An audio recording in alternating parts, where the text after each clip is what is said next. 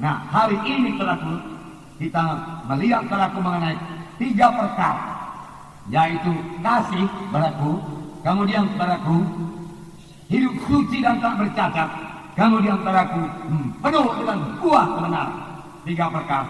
Kasih yang sejati yang daripada Tuhan, kemudian saudaraku hidup yang suci dan tidak bercacat, kemudian penuh dengan buah kebenaran. Saudaraku, bisakah ini terjadi? Tentunya bisa. Kalau tidak bisa, saudaraku, Tuhan tidak akan beritahukan kepada kita. Sekarang saya membacakan pada surat Filipi pasal 1 ayat 9 dan 10. Saya membacakan, dan inilah doaku. Jadi ini doa Paulus pada sidang Filipi. Semoga kasihmu makin melimpah dalam pengetahuan yang benar dan dalam segala macam pengertian. Jadi dikatakan kasihmu makin melimpah, makin bertambah-tambah dalam segala macam pengetahuan yang benar dan segala macam pengertian. Kemudian ayat 10, sehingga kamu dapat memilih apa yang baik, supaya kamu suci dan tak bercacat menjelang hari Kristus, penuh dengan buah kebenaran yang dikerjakan oleh Yesus Kristus untuk memuliakan dan memuji Allah. Penuh dengan buah kebenaran yang dikerjakan oleh Yesus. Amin, saudaraku. Jadi Yesus yang mengerjakan ini semua di dalam kita. Nah, yang pertama, saudaraku, dikatakan, saudaraku, kasih. Kamu bertumbuh dalam kasih yang mengenal kebenaran, dia katakan, sehingga kamu dapat membedakan mana yang baik, mana yang jahat. Saudaraku, inilah kasih Tuhan. Firman Tuhan berkata bahwasanya kasih Tuhan ini luar biasa. Luar biasa. Di dalam buku Efesus pasal 3 ayat 18-19, inilah dia kasih Tuhan yang diberikan kepada kita, yang boleh kita nikmati. Patut kita bersyukur kepada Tuhan bahwa kasih-Nya yang luar biasa. Puji Tuhan, saudara. Tuhan begitu baik. Efesus 3:18, aku berdoa supaya kamu bersama-sama dengan segala orang kudus dapat memahami betapa lebarnya dan panjangnya dan tingginya dan dalamnya kasih Kristus, dan dapat mengenal kasih itu sekalipun ia melampaui segala pengetahuan. Aku berdoa supaya kamu dipenuhi dalam seluruh kepenuhan Allah. Paulus berdoa, biarlah kamu mengenal begitulah besarnya kasih Yesus, melebihi akalmu. Terlalu tinggi, terlalu dalam, terlalu lebar, terlalu panjang, tidak bisa kamu ukur. Itu melebihi akalmu. Kasih Allah sangat besar. Biarlah pada hari ini kita tidak membatasi kasih Tuhan tersebut. Bagaimana membatasi kasih Tuhan tersebut? Kalau kita berkata dosaku terlalu besar, Tuhan tidak akan mengampuni dosaku. Ini sudah hukuman bagiku, saudara berkata. Saudaraku, firman Tuhan berkata, walau dosamu merah emas sekalipun jadi putih seperti salju, firman Tuhan berkata, Tuhan datang untuk mengampuni dosa yang besar sekalipun, saudaraku, bisa disucikan oleh darah Yesus. Sepanjang orang itu mengambil keputusan yang tegas untuk bertobat, saudaraku.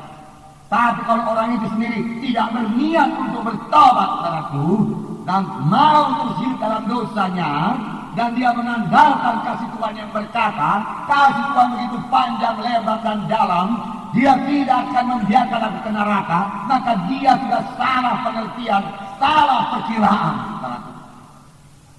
Saudaraku, memang kasih Tuhan begitu besar, saudaraku, tetapi Tuhan membenci dosa, saudaraku. Alangkah kasihnya Tuhan kepada Adam dan Hawa, manusia ciptaan Tuhan yang pertama, di mana Tuhan sendiri menikmati persekutuan dengan dia, dan Tuhan datang dalam Taman Eden. Adam dan Hawa menjemputkan dia, berkata kepada Hawa, saudaraku, oh alangkah indahnya, saudaraku. Hawa juga menikmati persekutuan dengan Tuhan, Adam juga menikmati persekutuan dengan Tuhan. Tuhan sendiri menikmati persekutuan dengan Adam dan Hawa, termasuk menikmati persekutuan dengan saudara dan saya. Amin, saudaraku. Tetapi apa yang terjadi? Pada waktu Adam dan Hawa jatuh kepada dosa, Tuhan menghukum mereka. Luar biasa hukuman Tuhan. Diusir daripada Taman Eden. Bahkan dikatakan lagi dosa ini akan jadi kepadamu. Dia katakan, aku akan menambahi susah payah pada waktu kamu melahirkan. Dia katakan dan lain sebagainya. Saudaraku, saudara, itulah dia Tuhan yang maha kasih, maha penyayang, maha pengampun. Saudaraku, dia tetap menghukum dosa. Saudara, sebagai anak-anak Tuhan, kita tidak bisa hidup sebagai orang dunia ini. Hari Senin, Selasa, Rabu, Kamis, Jumat, Sabtu, kemudian hari Minggu datang ke gereja dan minta semua dosa kita diampuni Tuhan. Haleluya, ampunilah dosa saya Tuhan. Saya sudah berdosa Senin, Selasa, Rabu, Kamis, Jumat, Sabtu. Ampuni semua Tuhan, ampuni. Saudara, saya katakan kepada saudara, Tuhan akan mengampuni dosa saudara. Tuhan pasti mengampuni dosa saudara kalau saudara mulai saat itu bertobat. Saudaraku, saudara bertekad betul-betul tidak lagi menyentuh dosa itu. Boleh jadi saudara datang kepada hamba Tuhan dan berkata, oh hamba Tuhan letakkan tanganmu atas saya, saya bebas daripada dosa ikatan ini. Aku sudah bosan dengan dosa ini. Aku tahu dosa ini membawa ke neraka. Oh bebaskan aku, saudara berkata. Maka Tuhan akan membebaskan saudara. Tetapi jangan berbuat dosa lagi. Jangan berbuat dosa lagi. Tuhan Yesus berkata kepada orang yang sudah sembuh, mulai engkau sudah sembuh, perhatikan baik-baik. Mulai sekarang jangan kau berbuat dosa lagi, supaya jangan kau kena yang lebih parah.